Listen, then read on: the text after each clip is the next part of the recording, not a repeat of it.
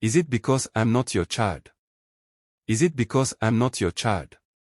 Amina asked, her voice shaking as she stood in the corner of the small kitchen. Tears were running down her face, and her hands clutched her wrapper tightly. Her uncle, Musa, turned to her with anger in his eyes. You should thank God I even let you stay in my house, he shouted, slamming a pot on the table. If not for me, where would you be? Sleeping on the street. Amina didn't answer. She couldn't. Her chest was tight, and the words were stuck in her throat. She thought of her parents back in the village, struggling to feed her younger brothers and sisters. They had sent her to live with Uncle Musa in the city so she could continue school. They told her life would be better here. But living with Uncle Musa was far from the good life they promised her. The first day. When Amina first arrived, she was excited.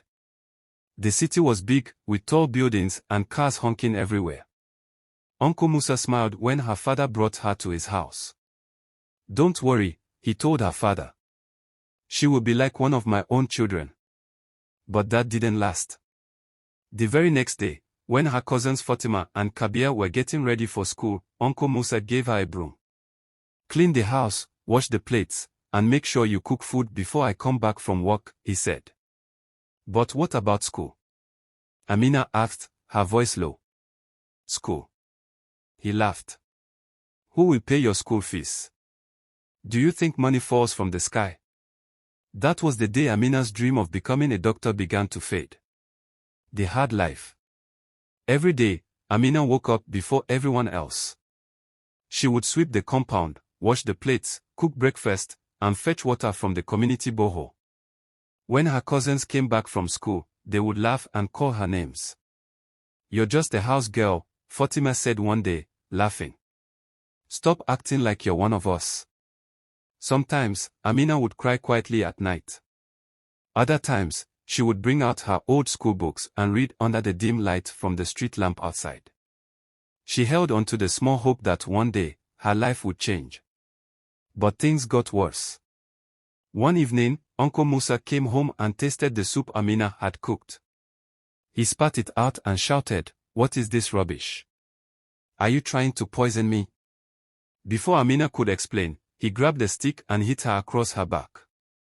Useless girl, he said. You can't even cook ordinary soup. Amina cried herself to sleep that night. Her back hurt, but her heart hurt even more. A ray of hope. One day, while fetching water at the community tap, Amina met Madame Gloria. She was a teacher who lived in the area.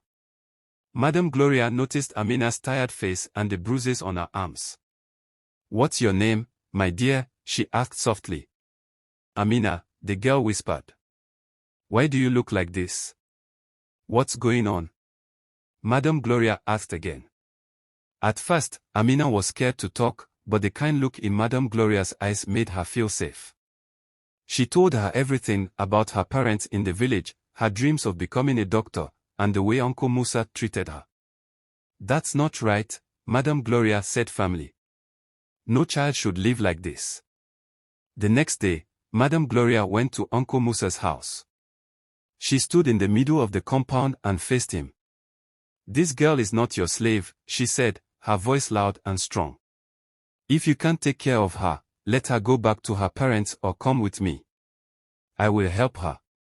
Uncle Musa didn't want trouble with the neighbors who had started gathering to watch. He waved his hand dismissively. Take her if you want, he said. A new beginning. Amina moved in with Madame Gloria, who treated her like her own child. She helped Amina return to school and even bought her new books and a uniform. Amina worked hard, determined to prove to herself and everyone that she was more than just a house girl. Years later, Amina graduated from secondary school with the best result in her class. She went on to study medicine at the university, fulfilling the dream she had almost lost. Whenever she thought about the past, Amina remembered the pain and the tears. She remembered asking that question, is it because I'm not your child? But now, Amina had the answer. She didn't need to be anyone's child to deserve love and respect. She was Amina, a strong, intelligent girl who turned her pain into strength and made her dreams come true.